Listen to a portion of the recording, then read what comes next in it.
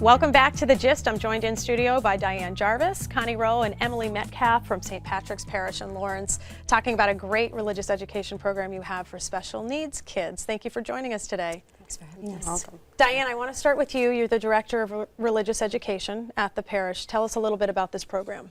Okay, so we started the program about 12 years ago. I was new to the religious ed program as their director, and just assumed that every religious ed program had a special needs class.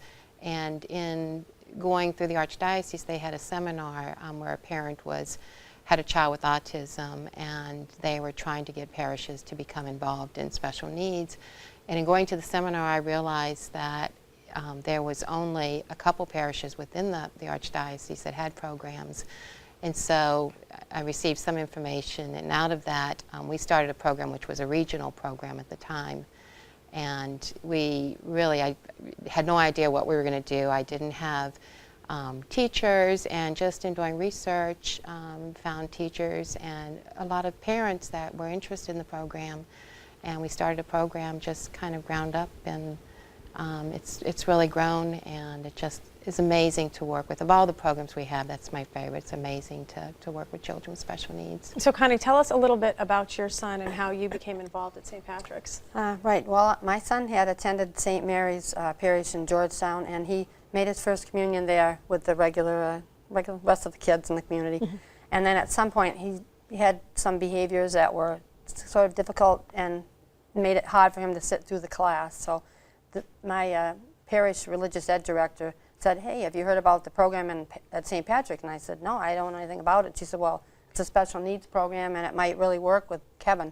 So we checked into it, and it was great. He had a one-on-one teacher, and he just really loved it. And it was no problem getting him to go to class. You know? Right. And every Saturday, Diane would be there, and the teachers would be all one-on-one, all the kids, and there were it was just so welcoming and everything. And he made his first his confirmation at St. Patrick's, and it was just wonderful, you know. And I know he couldn't have done it otherwise, right? Because he was not able to sit through in that large class. It was just too overwhelming for him. And he has cerebral palsy, but how old is he now? He's 21 now and doing well. And now he's back in his local parish, and he sits through the Mass, loves it, just loves to sing and participate. That's awesome. And he can read the regular Mass book now. Mm-hmm. But I know he wouldn't be where he is now if it wasn't for that program and all the wonderful help that he got at St. And Emily, Patrick. tell us about your daughter. Yep, and she also went through the program? She did, yeah. My daughter Samantha, so she's 23 now. I actually live in New Hampshire, and the parish that I was going to at the time, Samantha made her first communion much later. She was 16 years old when she made her first communion. She, had medical issues and really wasn't chronologically ready when other kids were. I had started volunteering at Corunum, which is the meal center at St. Patrick's, and had met Diane through that program, who learned of my daughter and asked me if she had made her sacraments, and I said no. I didn't see how that was going to be possible in the parish that I was in, and I didn't know that it was going to be something that would be possible for her. And again, with Diane's help, Samantha went through the program, made her first communion when she was 16 on Mother's Day. That's a good day. That's a Mother's good day. Yeah. Yeah. And then 2 years later, continued through the program. 2 years later, made her confirmation. And then when she finished the program, I thought, this is like so awesome. Right. Parents need to know about this. I started teaching in the program.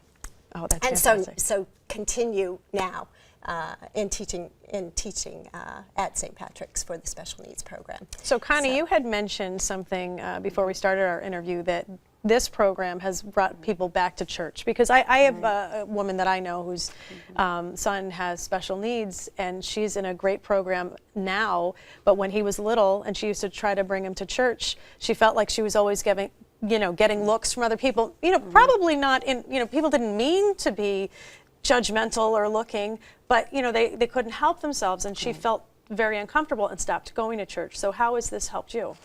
Well, it's helped me because now Kevin is more relaxed, and he's more familiar with what the Mass is all about through Diane's education, and he's just, and I'm not afraid. I guess there was a period of time when I would have to pull him out because he was loud. I would bring him in the back of the church, But after a while, he just settled down. We worked with him, and we just kept going. I mean, we just kept going Yeah. week after week.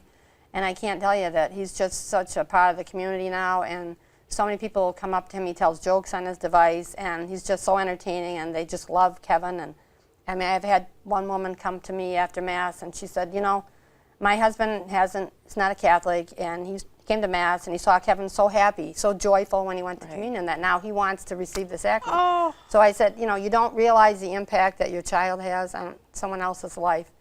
You know, you just don't even know until someone says something like that, and then you realize, yeah, it's possible because, you know, because of that program and because of just continually bringing him and just saying, I'm going to keep coming. You It's know? amazing how God works through Right. all of us, through every I single one of believe us, it, and your son.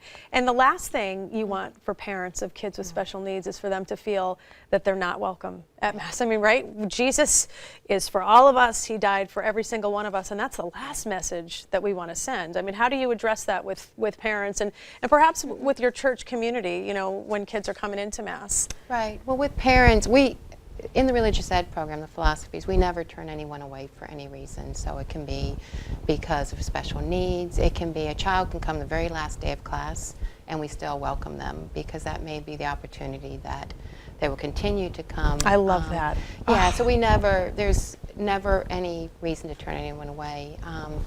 And with parents, I tell them that everything's possible with God, you know. And so if the child, all they have to understand is that God is love, you know, that Jesus is love, and that's all they have to understand to receive the sacraments, and that's a simple message. And so being welcoming is, that's our responsibility, and that's what God wants. What an incredible witness you ladies are, and your children are. I mean, my goodness, through God's grace, he converted somebody. I mean, Right, that's I think a so, pretty yeah. big, that's what we want to do. We want to get Right. people to heaven, and he's like well on his way. So thank you so much, Diane, Connie, and Emily for coming in and sharing this great story, and God bless you and your beautiful children.